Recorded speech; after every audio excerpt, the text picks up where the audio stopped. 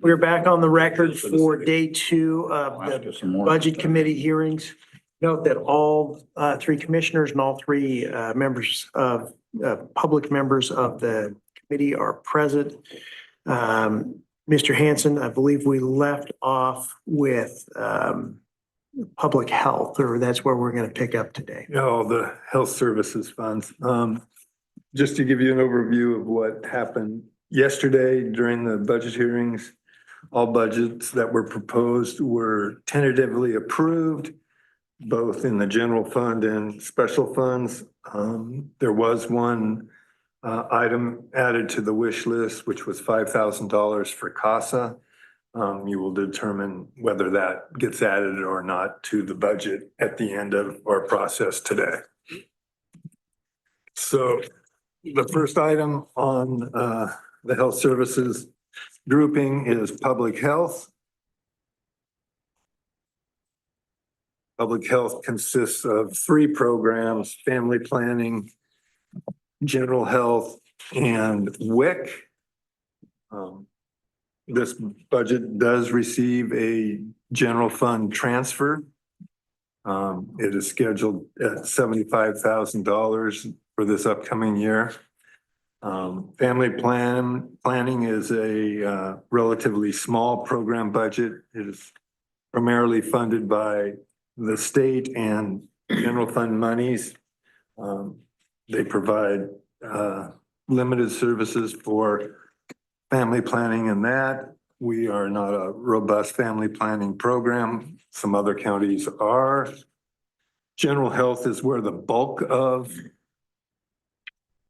public health monies are centered. They provide a number of different individual type programs, including immunization and communicable disease, vital statistics, a number of statutorily required programs within that.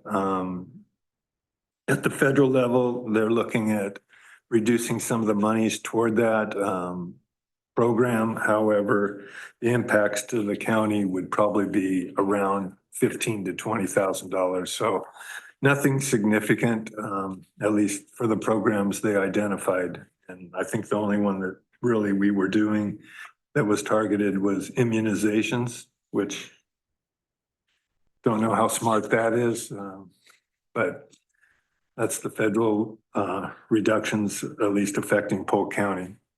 The third program is WIC, Woman, Infant, Child. That is pretty much a federally funded program and a general fund program that is supported through general fund transfer. So those are the 3 programs. Really, there hasn't been much change in public health at the county level. We provide jail services out of general health that we've talked about earlier. So I would tentatively approve the public health budget in the amount of a little over $3.5 million. Is there a motion regarding the public health fund? I would move. Second. Thank you. Further discussion? Quick clarification question. Yes, Commissioner Gordon. Mr. Hanson, can you, and I know it's modest, can you show me where that immunization reduction is in the? We had already put that budget together when we got the announcement. Okay. It's not included in here, but Tammy, who is the fiscal guru over at Health Services, indicated that other increases will be coming that will offset that loss. So Gotcha. It's going to probably be push.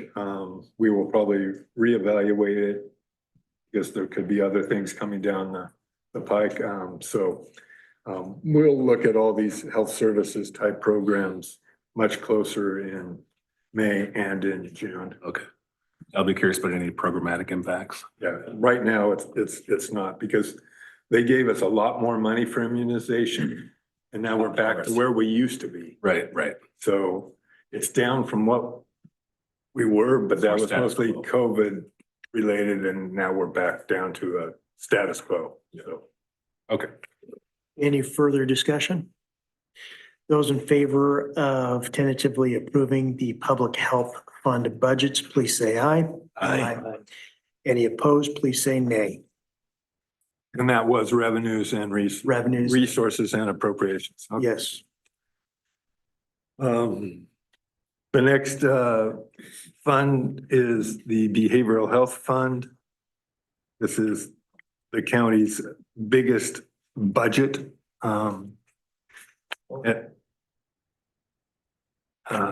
It consists of administration, outpatient, and DD. A year ago, we had an individual program, addictions, but that got incorporated into the outpatient program. So those are the three programs you have. You will notice that there is a reduction in contingency compared to last year. There's a reduction, obviously, in capital outlay compared to last year. So those things primarily occurred as a result of building the new facility referred to as the Academy Annex, adjacent to the Academy on our existing property. Behavioral health is in a revenue, I mean, it's not in a quandary, but it's an unknown quantity that we're going to get, both at the federal and the state level. I guarantee there will be modifications to this budget as we get better information. We've received negative information on our burn monies, which is one of the elements that we receive money for, in outpatient reductions as high as over $500,000. So there are some big numbers in here, and the fluctuation in those numbers could be significant. They aren't in danger of being in fiscal. I mean, they're still very fiscally healthy. But this could be the beginning of mental health or behavioral health usually has revenue corrections about once every 8 years. We're now at about 12 or 13 years where we haven't had any corrections. So this may be the beginning of the correction that usually occurred in behavioral health, but hasn't for a long time. So, but you have administration, you have outpatient. Outpatient provides a number of programs, child and adult, addictions, all those elements. And then DD is the final program budget. It is its own silo. It gets its own money, and it's dedicated for serving the purpose of the DD clientele and that. And that is been funded at a higher level over these last 3 or 4 years. They were significantly underfunded 4 or 5 years ago. Now they are adequately funded and maybe even a little gravy on top. So overall, behavioral health is, I'm not going to say status quo, but it is pretty much status quo on the FTE side and the program side. We just don't know exactly where our numbers are going to be. Are there any motions relating to the Behavioral Health Fund? Also move. Thank you, Mr. Mordhurst. Is there a second? Second. Thank you, Mr. Lawson. Further discussion? Yep. Commissioner Gordon. you can start with Commissioner- Mr. Hanson, you take me back to outpatient mental health services, 6131. Tell me what's happened there with that number, 3,905,000 in the last adopted versus 397,500. The, what number was it? 6131. 61. state operating. Mental health, state Oh, operating you're grant. looking at revenues. I was trying to find it in expenses. That was just a shift in some of the monies, the state operating grant that got big. part of it was the monies we received from Representative Scharf for the building of the facility. But state operating grants, they just shifted revenues across. There was a big move from addictions when we moved it over in that, but I will check with Tammy. They're probably going to be coming over here. I forgot to notify them that we were at. But I mean, the specifics are really just one-time legislative Yeah, inputs for correct. expansions. Thank you. What? You know why it's gone down? That's my understanding, is that those are the one-time push-outs during COVID. We got a ton of the Yeah. one-time funds from the different grants. So, Commissioner Gordon, did you still have a question? Yes. And this is also not incredibly significant in terms of overall budget, but I think it does have a lot of community interest, and that's the opioid settlement dollars. I know these were appropriated in 22-23 in this fund, but we've received, around 600 or so total since the inception. And I'm just curious if there might be some wisdom to track those dollars separately. I know they're unpredictable and they come in at an unpredictable rate and the amount, but it seems that as a community, we could be having conversations about these opioid dollars for prevention, treatment, et cetera. so the opioid dollars are no longer received in behavioral health. They're received in the general fund. Okay, right. And we're using them internally for those programs, primarily in the jail and that.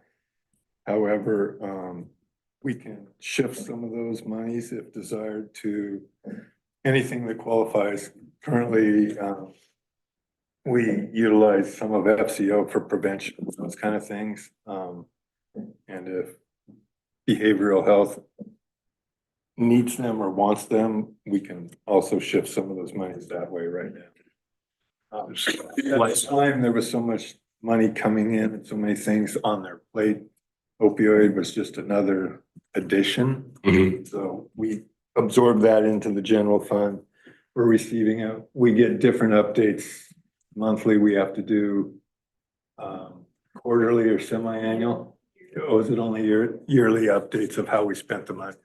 So we can provide you with those sheets and that if desired, but yeah, we don't have a robust opioid specific target. Right. And the settlement line, that's the only source, right? Of those opioid settlement dollars, or are there other? There's lots of other. I know there are multiple opioid settlement sources, but is that the only category under these settlement lines, or there money is involved? So what goes in there is sometimes those are settlements internally with the state and the county and those kind of things. All related to opioid. Not all, No. not always related to opioid. Because they have different program elements in that, and sometimes there are things. Maybe I'm asking the committee if we want to track that, the opioid dollars separately. I know we're reporting to the various entities, but in terms of legibility. Technically are, but we'll give you a report to see if that satisfies that, but it isn't currently in behavioral health. It's in the general fund. Yeah. Those monies. Right. So. Yeah. What do you really want? I'm just curious if we want a separate fund in the budget to track that. That might be a question for the committee. I don't know. You could create its own fund. It's just another fund that we'll have to track, follow. We'll have to put FTE in there at what levels and all those kind of things. I mean, right now we have to track it for reporting purposes. And that may be good enough, but if you want a separate fund, we'd have to create that fund between now and May when we reconvene and move those monies out of the general fund, transfer them over into the opioid fund, and then track that there. But they're currently being deposited into the general fund non-departmental, which like if there's ever transfers, that's where it's coming out of. So it is separately tracked and we can give a report to how it's being spent or if it's being spent. Someone can head that up. Right now, that's just where it's being, but I don't know if there's been a definite plan on the spending of it as of right now. Yeah, and I mean, as commissioner, I would like to see programmatically and strategically how these dollars are being spent, but I'm just curious if the committee would like eyes on that as well. It's not, I'm less concerned about that, but I also want to, yeah, if there's not desire from the committee for that, separating that out, then that's fine, but, policy wise, I'd like to see more, information on that. So just to restate, to make it clear, it sounds like Commissioner Gordon, what you're wanting to see is the funds received, how they're spent, and Yeah. Caitlin, it sounds like we already have that data because of the reporting requirement. Is that correct? It's built into one of the departments by the project code, but we could easily, do full reports that show that fund and keeping it in where it's at. And then, or it's up to you guys on how you want it to be shown in the budget. Yeah, so I think the budget committee question is, do we want to see this separated out? Especially given that the settlements might include other dollars unrelated to opioid response. As a commissioner, I'll get that information. So I'll be satisfied, but sorry, Chair, if I'm raising it as a question for discussion. And I guess just my 2 cents, and I'm open to input. When we create these special funds, that creates some additional complexity for the budget and how funds are spent, which kind of hamstrings the county. Where really, I think what we're looking for is data, and we already have the data, and I don't want to hamstring the county in any way that doesn't enhance our understanding or enhance policy-making decisions. My preference would be just to get the data rather than separate it into a separate account. Does anybody see it differently than that? I would just note for the record, Mr. Chair, that this opioid settlement money has been a point of some concern for more than one commissioner. And we can't see it and we don't know where it's going exactly. And I think to Commissioner Gordon's interest here is that we are struggling, I feel, a little with regard to policy about where that money is being spent. So I think a pathway to giving us a little bit more transparency on how it's coming in, where it's going out, et cetera, would be helpful. I don't want to create more complexity as you're suggesting, but this is probably more an issue with the commissioners than it is with the budget committee. Caitlin, so could we pull that report so that we can get some transparency about ins and outs for that line item? Thank you. And for the record, Caitlin is nodding her head for the audio record. Thank you. But any further discussion on behavioral health funds? Is there a motion relating to behavioral health funds? I move approval. Thank you, Commissioner Gordon. Do I have a second? Second. Thank you, Mr. Hartman. Those in favor of tentatively approving the behavioral health funds, please indicate by saying aye. Aye. And any opposed? The Behavioral Health Fund is tentatively approved as proposed. Next fund is the Health Services Fund. This is where Health Services Administration resides as one of the program budgets, and then the other program budget is Family and Community Outreach. You have the Health Services Admin Group, which includes Noel's position and a majority of the accounting staff in that. You also have this program funded internally by charges to their user departments, which are public health and behavioral health. Not really much change there in that program. The FCO program has a number of programs that they're doing. You have early learning and family engagement, you have service integration, you have family and community outreach, as it goes on and on and on. You have family and community outreach, school-based mental health. So those are the programs that are the main programs in our FCO department. This department has grown significantly over time. We provide a lot of services to nonprofits to deliver the services in Polk County rather than them doing it, because we do a much better job than they do of connecting to people or connecting to other entities.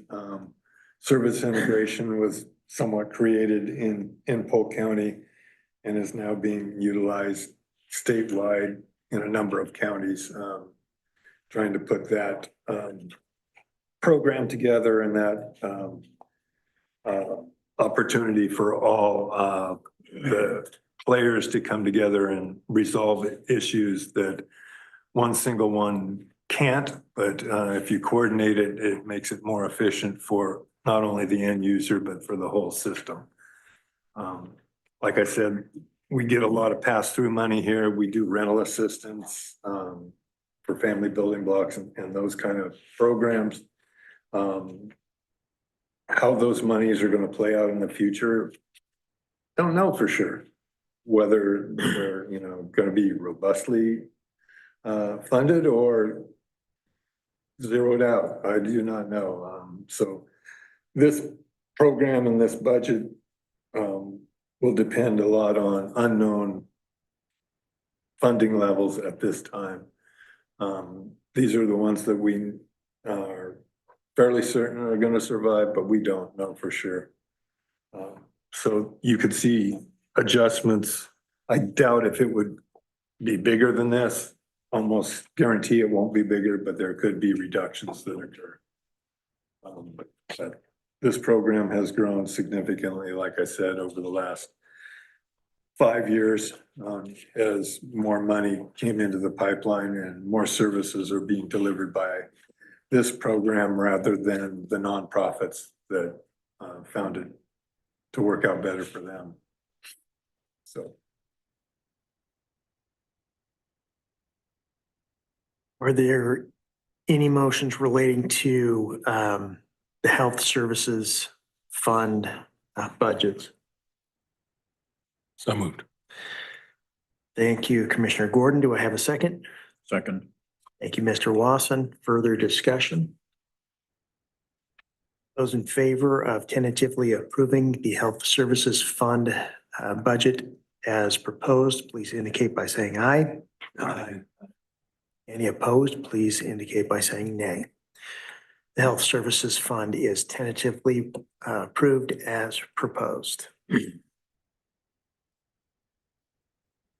We are at the point in the agenda for public comment, but that's a time certain, so we need to wait Till 10:30. till 10:30.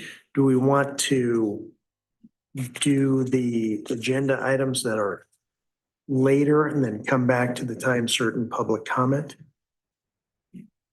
Why don't we proceed then with veteran services?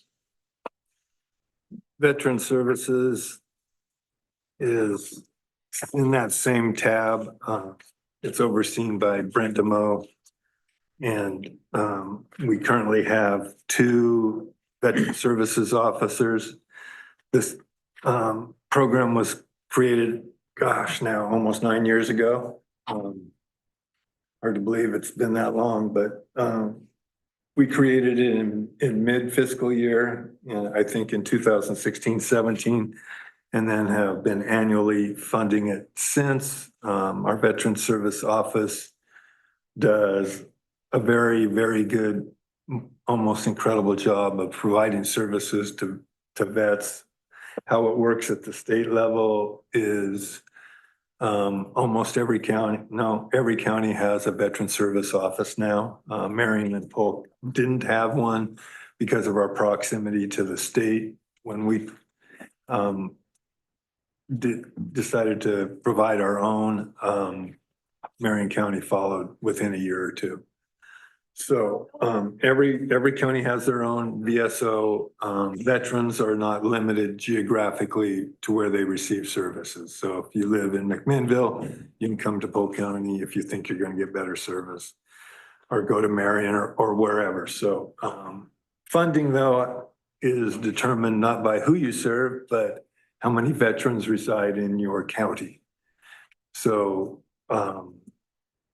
we have a reputation of doing a better job than others, so we tend to get other counties' clientele coming to us. However, we don't get the funding for it.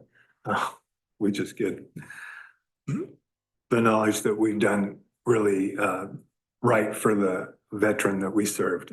So there has always been discussions at the state level on funding. The state does not fund adequately veteran services offices. We get about $120,000 of state funding. We also have a general fund transfer. We originally said it was going to be 65,000. It is now at 90,000. We have transferred more. Anytime we transfer more, the state tries to tell us that that's your new level that you have to transfer it at. And I've written some letters to them explaining that they don't get to dictate how we spend our money in that. So I may not be their favorite person over there, at least on the budgetary side, but this is a great program. We have 2 VSO officers. We originally started with 1. With demand and everything we did, 2 is adequate. We probably could have a 3rd, but it would just continue to require more general fund money to, like I said, we don't get reimbursed for doing a great job. We just do a great job because that's the right thing to do. So this is a good program. The personnel in it do a very good job. So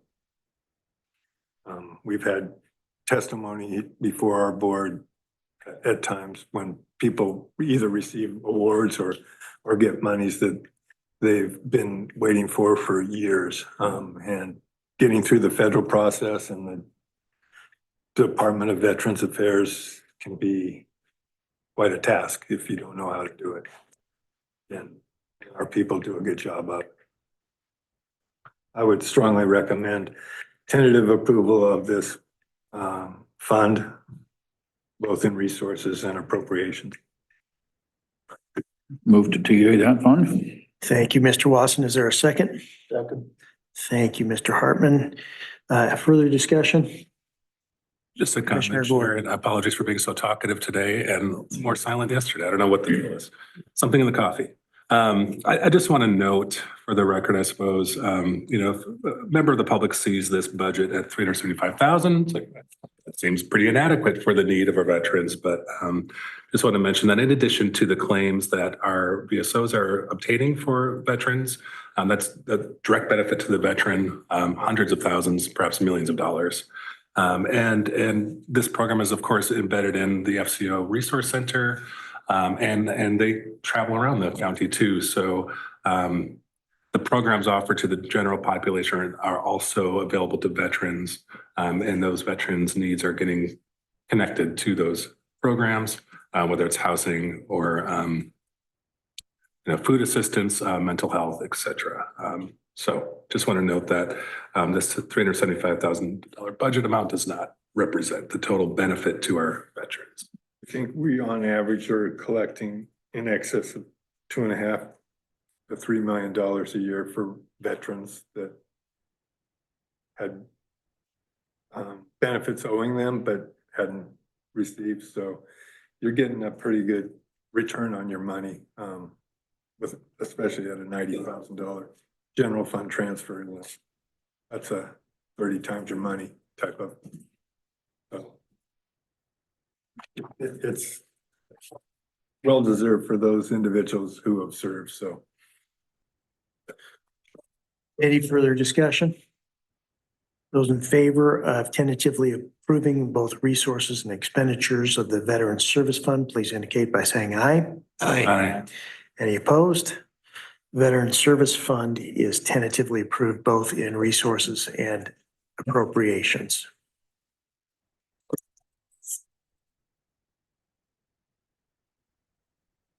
Next budgets on the agenda are Building Improvement Fund and Public Works Building Construction Fund. I'm going to do the Public Works Building Construction Fund first. Basically, that fund is inactive with the exception of paying back the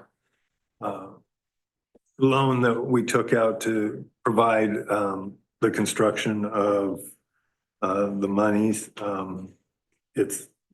It's a transfer, primarily comes from the general fund and or public works fund. And we're servicing the debt for the loan that we took out. And then there's some minor monies in there in case we have to do some improvements out of the public works complex, including emergency management and that. So that's the simpler of the two funds.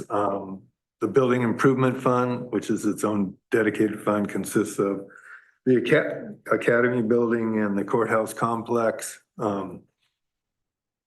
We do major projects and upgrades to both facilities with those monies. We're nearing the end of one of our interfund or loans that we took out for remodeling the academy, I believe in 2026, 27, we'll have a small payment left, and then that servicing that debt for a 2011 bond issue will be gone. And then our next one, that at least on the bond type side, there will be we'll be relieving our 2012 indebtedness on the public works side. So, but not for the public works fund.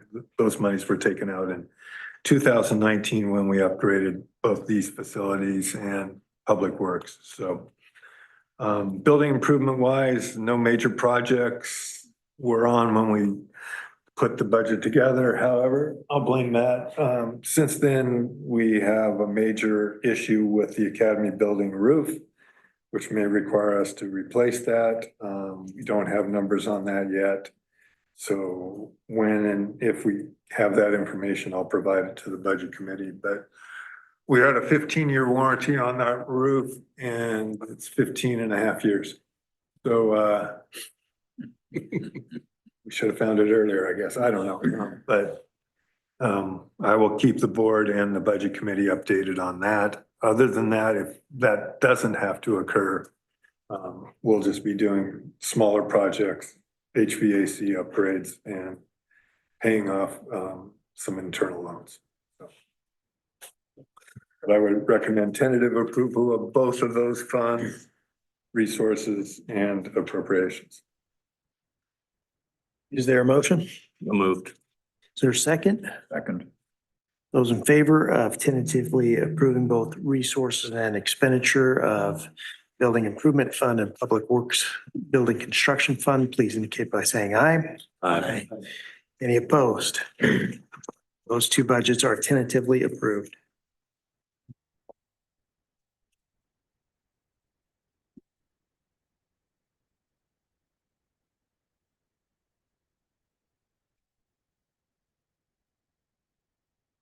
This is just information I'm handing out for public works. God provided me with an equipment replacement list. Hopefully I have more.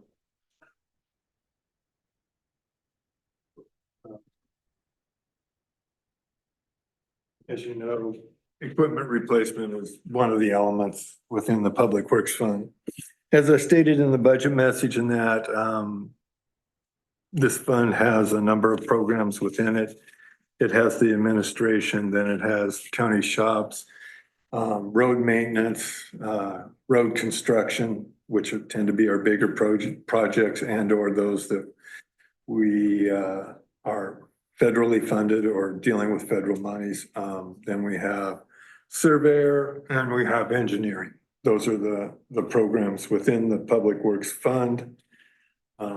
There is, I think, an additional FTE in this fund. But probably the big thing at this time, this budget is put together with known revenues right now.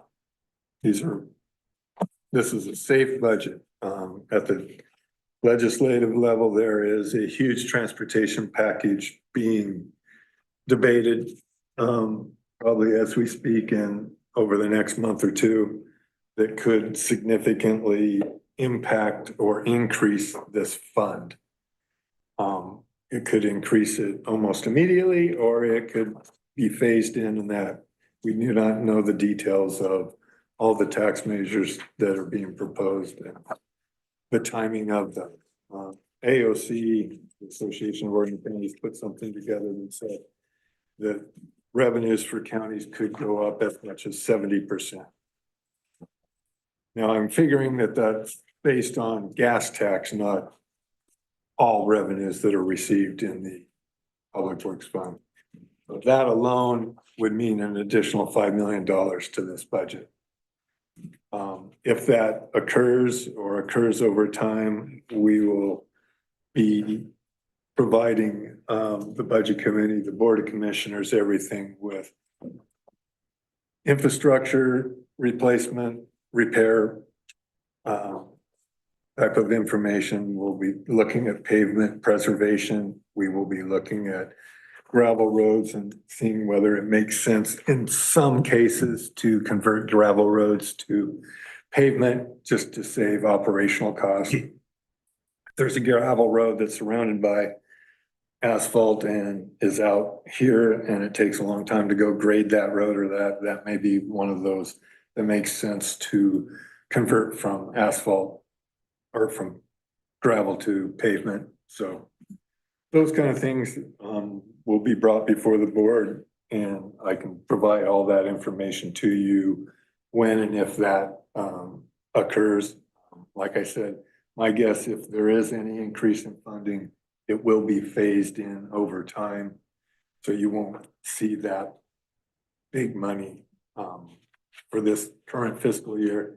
Even if it came in one lump sum, which it can't, it would be over time. We probably don't have the ability to spend it. We don't have a plan. We don't have anything in place. We are currently looking at contracting an engineering firm to do a bridge assessment for all the county bridges and give us a detailed report on those that need to be replaced or what we should be looking at for replacement or repairs, and those that are in good condition and you don't have to really think about it for a decade or two. Those are the things that are really happening. We're not doing anything new in Public Works. You have, our gravel roads are still rated the highest in the state for counties. Guaranteed they're higher than all the cities too, just because city roads tend to be in more disarray than ours. So you don't even have to talk about ODOT and their roads. So, we'll continue to do what we do out there. The workforce out there is a lot newer than it used to be. We have lost a lot of individuals to retirements and those kind of things. During COVID, it was tough to keep some of the people at Public Works when private construction was offering, twice the money that we're paying in that. But overall, Public Works is doing fine.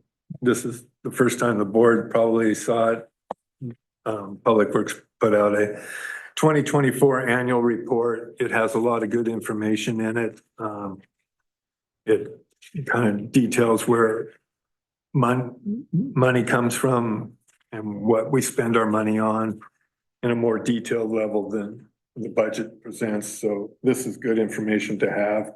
I'll probably have Todd come down here and go through that at a regular Tuesday work session or something like that, just so it can be put more on the record. But this is the annual report for Public Works. So I can bring Todd down anytime you want. If you want to talk with him in that, he's open to talking about roads all the time. We continue to work with ODOT as best we can.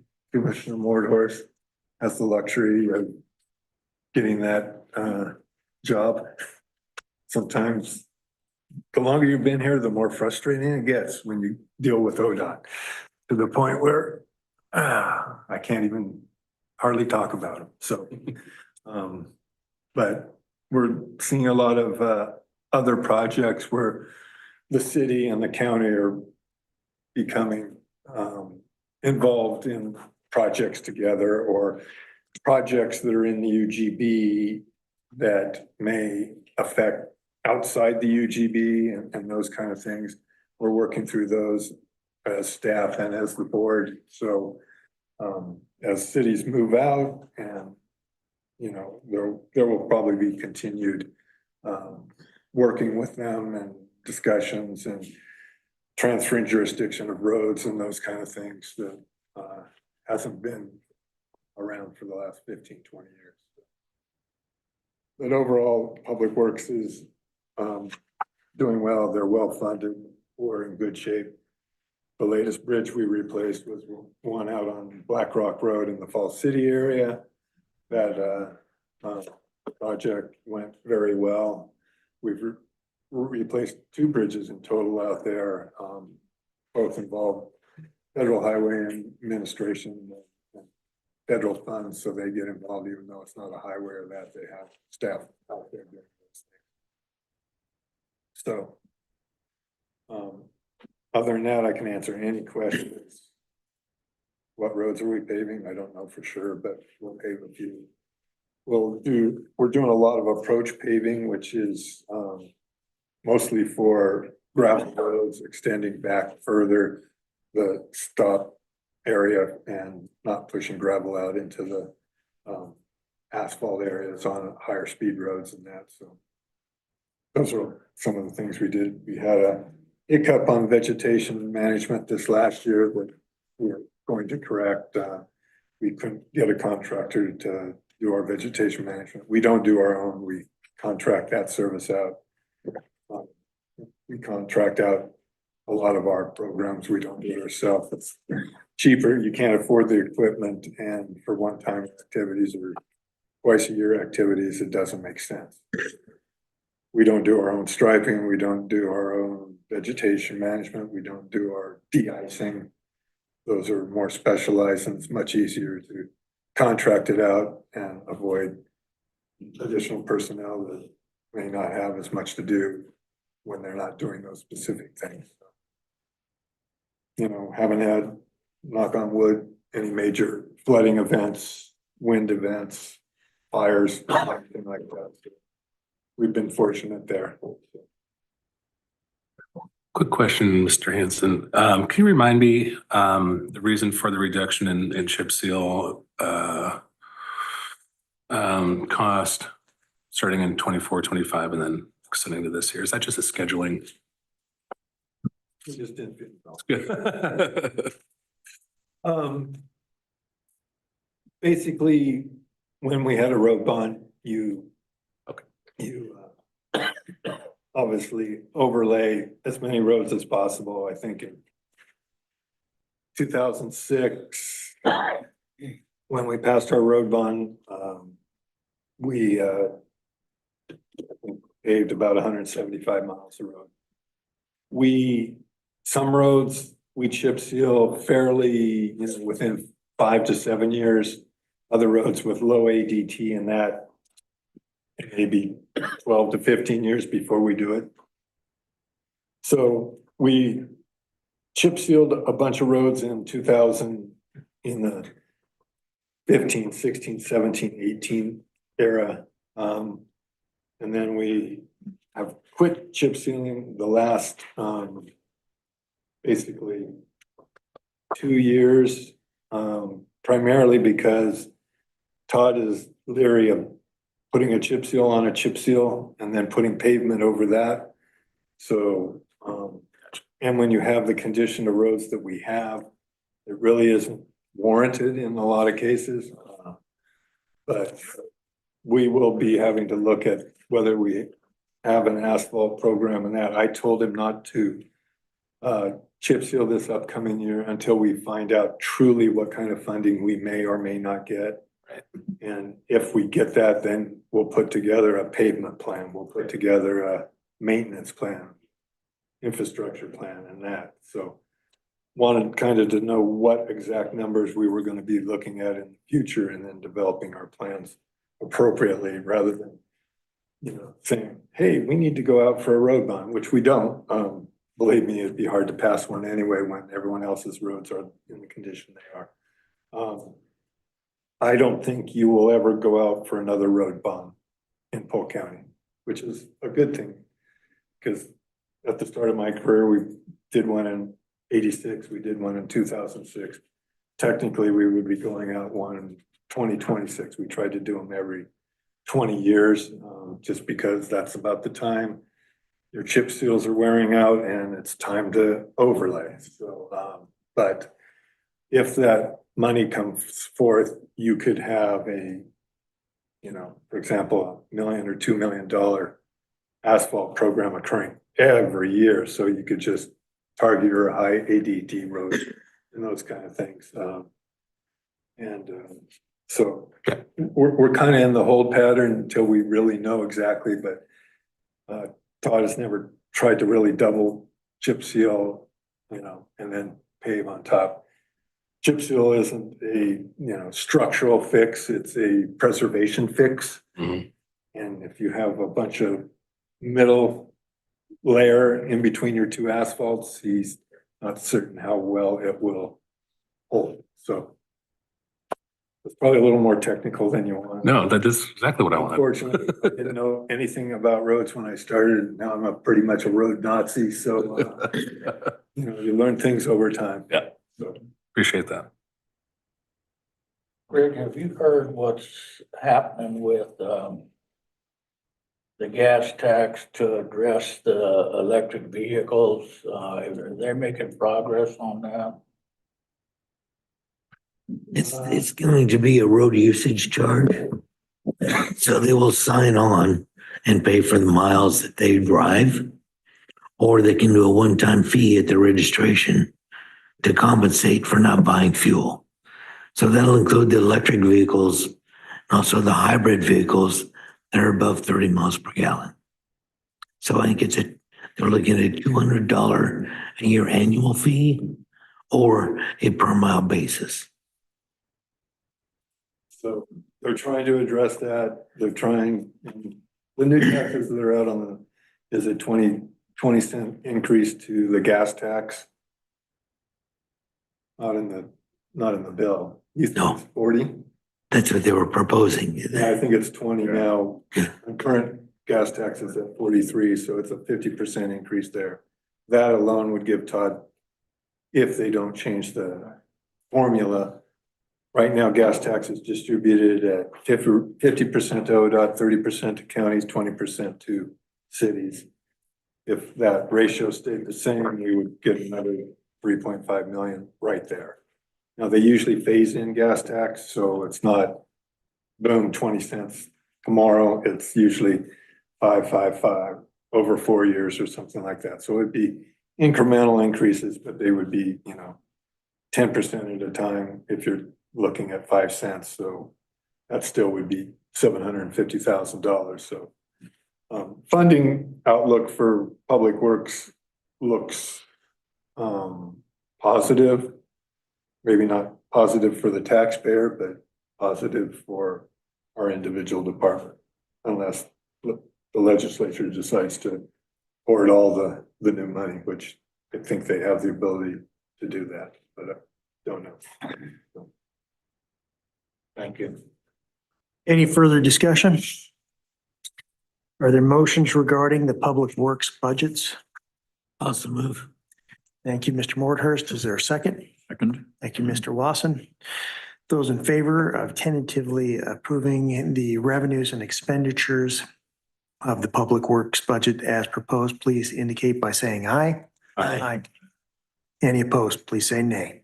There is one fund that's outside of the Public Works Fund, which is the PLCP or Public Land Corner Preservation Fund, still in that agenda item. That is monies currently you receive $10 in recording fees. So when recording is going gangbusters, that's a very healthy fund. And when it is low like it currently is, you draw down your reserves. I would tentatively recommend tentative approval of that fund. We are probably at the lowest we've been in a decade in that fund. And we utilize these monies to restore corners, public land corners. We do it now internally. Most of the time, we used to contract that out.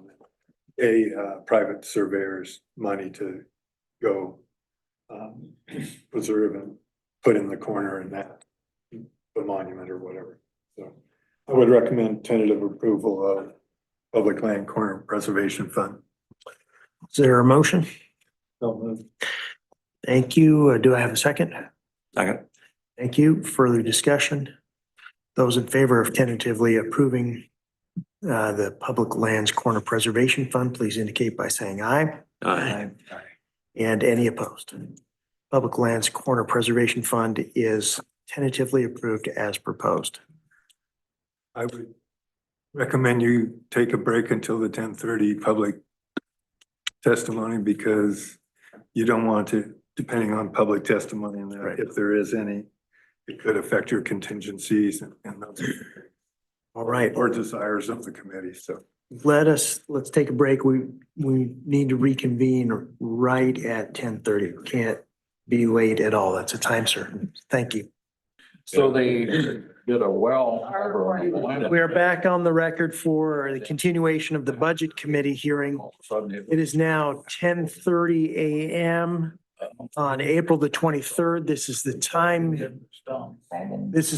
set for public comment. I'm looking around the room. I do not see any members of the public. Oh, yes, you do live in Polk County, don't you? You have plenty that you're keeping to yourself. that is correct as well. All right. Well, given that there are no members of, oh, now we do have a member of the public in the room. Now's the time set for public comment. There are any members of the public who would like to comment? Members indicating that he does not wish to comment. So we will resume our budget presentation and continue on. Mr. Hanson, I believe we're at the continuation of non-departmental. Yes, continuation non-departmental is the other sections within non-departmental are transfers to other funds from the general fund. Technically, you have tentatively approved those transfers by tentatively approving the budgets where those transfers go. But you can go through and tentatively approve those again. Not that it's necessary, but It seems redundant, so why don't we? yeah, you do have a total of 1.905 in transfers. The biggest being one that goes from the juvenile fund, which we talked about, so.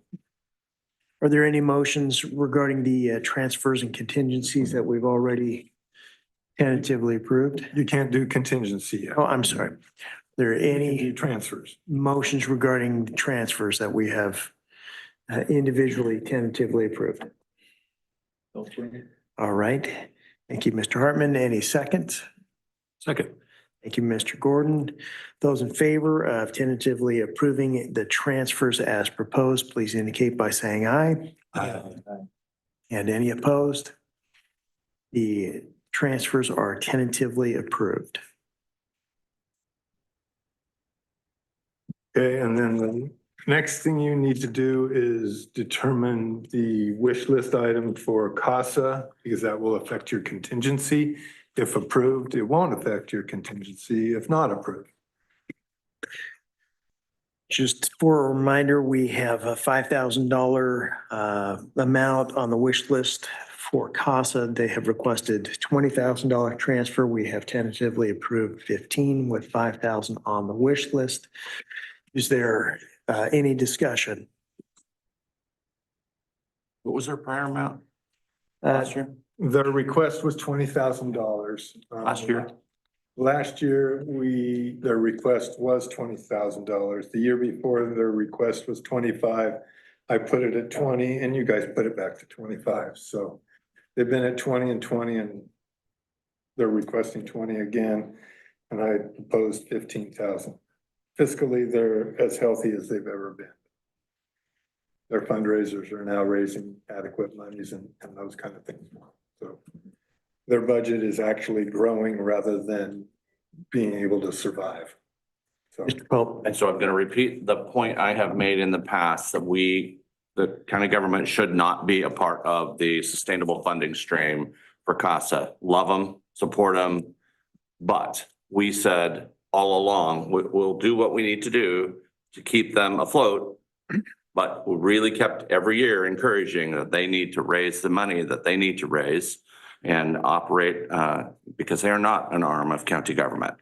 And so I just want to make the point that while they have a budget and a revenue stream that is supportive, I think that, a $15,000 budget amount is consistent with what we have done in the past, and it should be encouraging them to do what they're doing right now. And so I think our plan has worked. I just don't know that, funding them to a point where we're building them a contingency or a carryover probably is appropriate. So every $5,000 counts. That's my point. thank you. Commissioner Gordon, is that your hand or you just? It is my hand. And I just want to concur with Commissioner Pope. With a sort of caveat to keep an eye on their fiscal health over time. And, ideally we taper off and they fill that in with their own fundraising. But should that change because of increased need or capacity or lack of capacity to meet the need or whatever, in the future, I would reconsider. But I do agree that we ought to keep that amount as proposed at 15. Right. And, just one quick comment of my own. I note that as a county, we have been eating into our cash reserves and to support another entity that is fiscally healthy at our own expense where we're using our cash reserves seems inconsistent with what we should do. With that said, are there any motions regarding the wish list $5,000 to CASA? If not, I guess I'll make a motion that we do not appropriate that additional $5,000. Second. Thank you. Those in favor of not appropriating the $5,000, please indicate by saying aye. Aye. Any opposed? The motion to not transfer the additional $5,000 carries. Mr. Hanson.